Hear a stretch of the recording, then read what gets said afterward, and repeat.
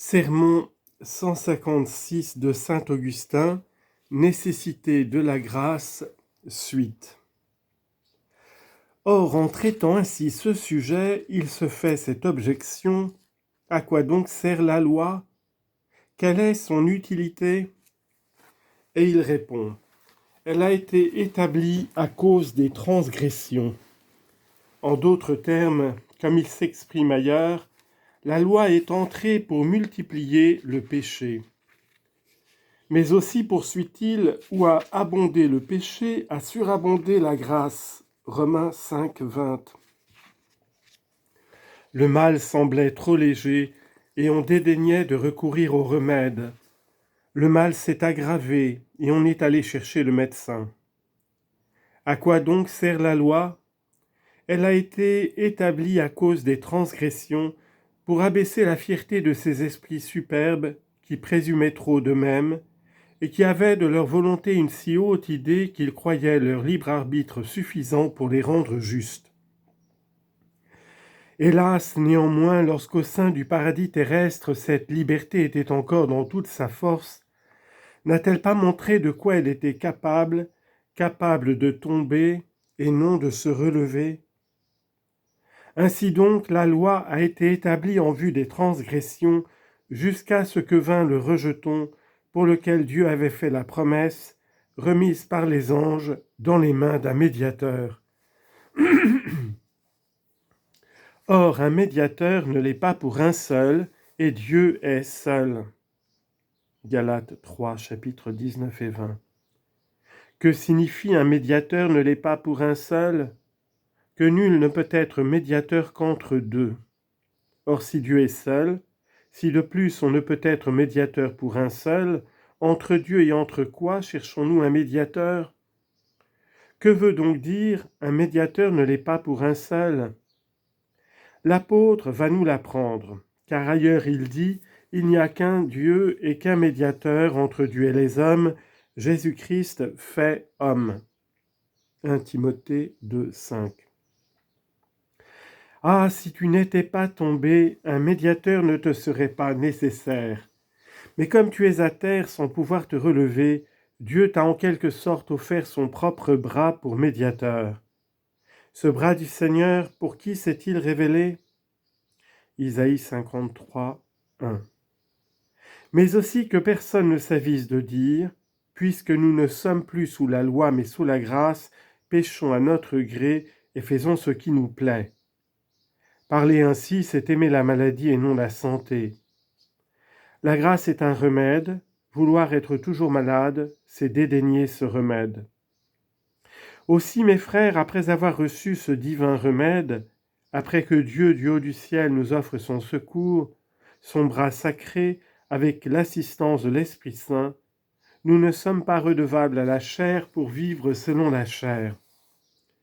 La foi d'ailleurs ne saurait faire le bien que par la charité, et c'est à ce titre que la foi des fidèles se distingue de celle des démons qui croient et qui tremblent. Jacques 2, 19. Ainsi la foi digne d'éloge, la vraie foi inspirée par la grâce, est-elle celle qui agit par amour. Or, pour faire ainsi le bien par amour, pouvons-nous nous procurer cet amour à nous-mêmes? Et n'est-il pas écrit: la charité a été répandue dans nos cœurs par l'Esprit Saint qui nous a été donné? Romains 5, 5. La charité est tellement un don de Dieu que Dieu en porte le nom. Dieu est charité, dit l'apôtre Saint Jean, et celui qui demeure dans la charité demeure en Dieu et Dieu en lui.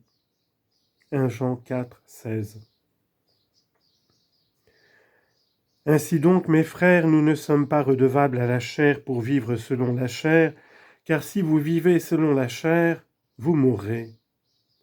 Non pas que la chair soit mauvaise par nature, puisqu'elle aussi est l'œuvre de Dieu, formée par Dieu aussi bien que l'âme, sans être plus qu'elle une partie de Dieu, mais son œuvre comme elle. Non, la chair n'est pas mauvaise par nature. Ce qui est mauvais, c'est de vivre selon la chair. Dieu est souverainement bon parce qu'il est l'être souverain, comme il le dit dans ces mots: « Je suis l'être ». Exode 3, 11. Dieu donc est souverainement bon. L'âme à son tour est un grand bien, mais elle n'est pas le bien souverain. Or quand je dis que Dieu est souverainement bon, ne crois pas que je ne l'entende que du Père. Je l'entends du Père, du Fils et du Saint-Esprit, car ces trois ne font qu'un seul Dieu, et ce Dieu est le Dieu souverainement bon. C'est dans ce sens que Dieu est un. Et voilà comment il te faut répondre quand on te questionne sur la Trinité, et sans croire lorsqu'on te dit que Dieu est un, que le Père soit le Fils et le Saint-Esprit. Il n'en est rien. Le Père dans la Trinité n'est pas le Fils n'y est pas le Père, et l'Esprit Saint n'y est non plus, ni le Père ni le Fils, mais l'Esprit du Père et du Fils. Oui, il est réellement l'Esprit du Père et du Fils, coéternel au Père et au Fils, consubstantiel, égal à l'un et à l'autre. Voilà toute la Trinité, voilà le Dieu unique et souverainement bon. Quant à l'âme, comme je l'ai dit, elle a été créée par ce bien souverain, et sans être le souverain bien, elle est un grand bien. Pour la chair, elle n'est ni un souverain bien ni un grand bien, mais un bien d'ordre inférieur. Ainsi l'âme est un grand bien sans être le bien souverain, et elle vit entre le bien souverain et le bien d'ordre inférieur. En d'autres termes, elle vit entre Dieu et la chair, inférieure à Dieu, mais supérieure à la chair. Pourquoi donc conformerait-elle sa vie au bien inférieur et non au bien suprême ? Plus clairement encore, pourquoi ne vit-elle pas selon Dieu, mais selon la chair ? Car elle n'est pas redevable à la chair pour vivre selon la chair. C'est à la chair de vivre selon l'âme et non à l'âme de vivre selon la chair. La chair ne doit-elle pas conformer sa vie aux principes de sa vie ? N'est-ce pas un devoir pour la chair et pour l'âme ? Or, qui fait vivre ta chair ? Ton âme. Et qui fait vivre ton âme ? Ton Dieu. À l'âme donc et à la chair de vivre de ce qui les fait vivre. La chair n'est pas sa propre vie. L'âme est la vie de la chair. L'âme n'est pas non plus la vie de l'âme, c'est Dieu. Ainsi donc, obligée de vivre selon Dieu et non pas selon la chair, l'âme dégénère si elle vit selon elle-même. Et en vivant selon la chair, elle progresserait. Mais pour que la chair ait raison de conformer sa vie à celle de l'âme, il faut que l'âme à son tour conforme sa vie à la volonté de Dieu. Qu'arriverait-il effectivement si l'âme voulait vivre non pas selon la chair mais selon elle-même, comme je viens de le dire ?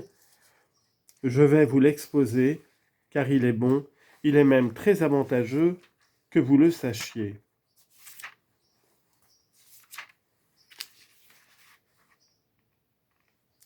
Il y eut des philosophes profanes dont les uns ne mettaient le bonheur qu'à vivre selon la chair et ne voyaient de bien pour l'homme que dans les plaisirs du corps. Du nom d'Épicure, leur fondateur et leur maître, on les appela épicuriens, ces philosophes, eux et leurs semblables.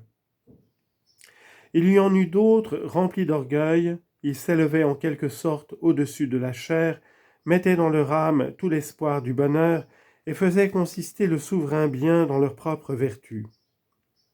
Votre piété reconnaît ici une expression des psaumes. Vous savez, vous voyez, vous vous rappelez comment ils sont tournés en dérision ceux qui se confient dans leur propre vertu. Psaume 48, verset 7. Tels furent donc les philosophes qui portent le nom de stoïciens. Les premiers vivaient selon la chair, ceux-ci selon l'âme. Ni les uns ni les autres ne vivaient selon Dieu. C'est à Athènes principalement que s'agitaient et que discutaient ces sectes. L'apôtre Paul y vint, comme on le lit au livre des Actes, et je suis heureux de voir que vos connaissances et vos souvenirs vous permettent de prévenir ce que je veux exprimer. Alors donc est-il écrit, quelques philosophes, épicuriens et stoïciens conférèrent avec lui. Actes 17, 18. Ainsi ceux qui vivaient selon la chair et ceux qui vivaient selon l'âme conféraient avec un homme qui vivait selon Dieu. Mon bonheur, disait l'épicurien, est de jouir de la chair. Mon bonheur, ajoutait le stoïcien, est de jouir de mon esprit. Et le mien, reprenait l'apôtre, c'est de m'attacher à Dieu. Psaume 72, verset 28. Heureux, disait l'épicurien, celui qui jouit des voluptés de la chair. Heureux plutôt, s'écriait le stoïcien, celui qui jouit des vertus de son âme. Heureux, reprenait l'apôtre, celui qui met son espoir dans le nom du Seigneur. L'épicurien est dans l'erreur, il est faux que l'homme soit heureux en jouissant des voluptés de la chair. Le stoïcien se trompe aussi, car il est faux et absolument faux que l'homme soit heureux pour jouir de la vertu de son âme. Heureux donc est celui qui met son espoir dans le nom du Seigneur.